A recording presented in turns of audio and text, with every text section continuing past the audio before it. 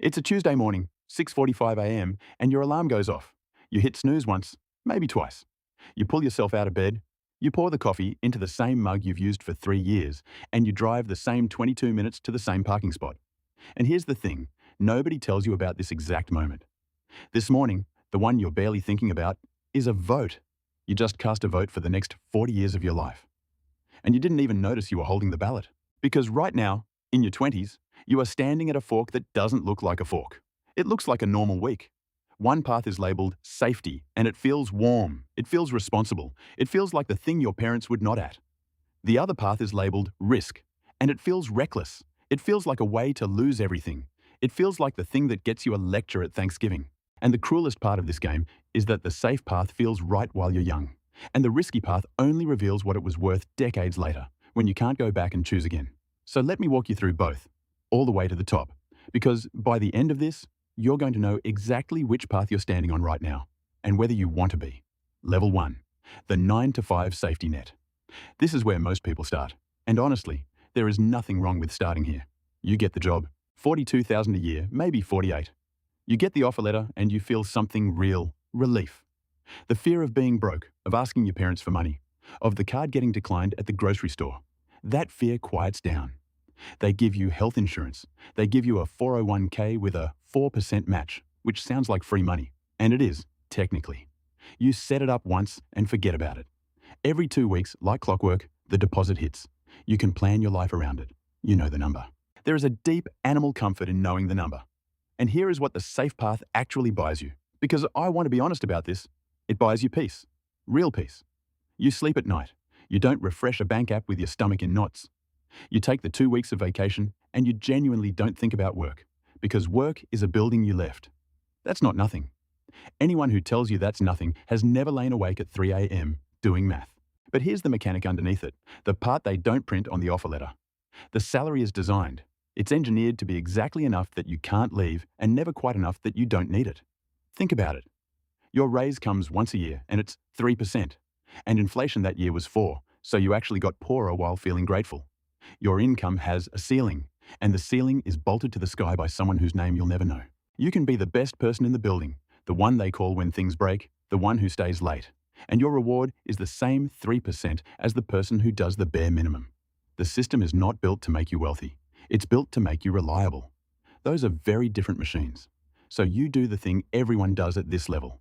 You start looking for a little more, and that brings you up. Level 2, the side hustle grind. Now it's 9:45 p.m. on a Wednesday, and you've already worked a full day and you're back at the laptop. Maybe you're editing videos for a guy in another city for $200 a pop. Maybe you're driving for the app on weekends, watching the surge pricing like a slot machine. Maybe you're selling something, flipping something, building a little spreadsheet of customers who don't exist yet. The first time you make money outside your job, even $40. Something happens in your brain that does not unhappen. You realize the ceiling was a story. You realize money can come from somewhere that isn't a manager's approval. This level is intoxicating and exhausting at the same time. You're tired in a way that coffee doesn't fix because you're running 2 lives. The safe life pays the rent. The other life is the experiment. And the experiment is teaching you things the salary never could. How to find a customer, how to charge for your time, how to hear no, and not die from it. You're building a skill that has no ceiling, and you're doing it on nights and weekends, in the margins of a life that's already full. But there's a trap inside this level, and most people fall into it. The side hustle stays a side hustle forever. It becomes a second job that you also own, which means you now have 2 bosses and one of them is you. And you're the worst one. You never give it enough room to grow because the safe income is right there, whispering, "Don't be stupid, don't let go of the rope." And you stand there, one hand on the rope, one hand reaching for something bigger, and you have to decide, do you let go? And this is the exact moment the 2 paths split for real. Because most people don't let go. They keep one hand on the rope forever, and they call it being smart. And sometimes it is. But some people, and you might be one of them, you'll know by the feeling in your chest right now, some people quietly start preparing to jump. Level 3, the high-stakes entrepreneur. This is the level nobody romanticizes correctly. The movies show you the yacht. They don't show you the Tuesday you're about to live. It's a different Tuesday now. There's no alarm at 6:45 because there's no job to be late for. You quit. Or the side thing got big enough that it pushed the job out. And the first morning you wake up with no boss, no deposit hitting every 2 weeks, no number you can count on. It does not feel like freedom. It feels like falling. Your stomach is the bank app now. You refresh it the way you used to refresh nothing because everything depends on it. Here's the concrete reality. You have maybe 8 months of runway in savings. You did the math on a napkin, and the math says you have to make this work before the money runs out. And the money runs out faster than the napkin promised, because it always does. You're paying for the software, the inventory, the ads that don't convert yet. You sign a client and you celebrate, and 3 days later, they ghost you, and you learn the lesson that revenue isn't real until it clears. You work harder than you ever worked at the job. 14-hour days, weekends gone. Your friends stop inviting you because you always say no. And there's no 3% raise here. There's no floor at all. You could make $90,000 this year and $11,000 the next.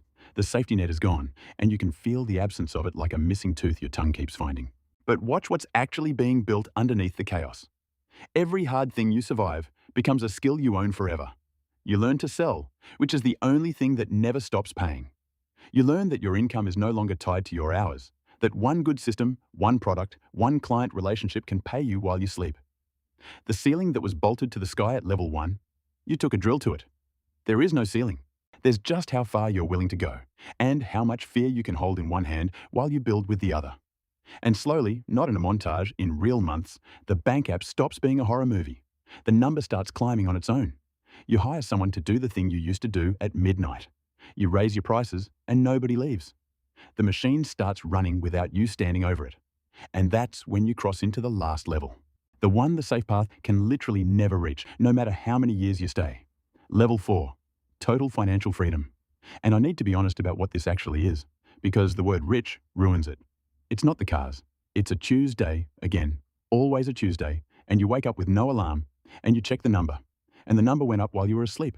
Money came in from the thing you built, from the systems running, from the assets you bought back when you were terrified, and it came in without you trading an hour for it. That's the whole game. That's the only definition that matters. Freedom isn't having a lot of money. Freedom is the day your money works harder than you do. At this level, the choices change shape entirely. You don't ask, can I afford this? You ask, do I want this? And those are different planets. You say no to work you hate, not because you're brave, but because you can.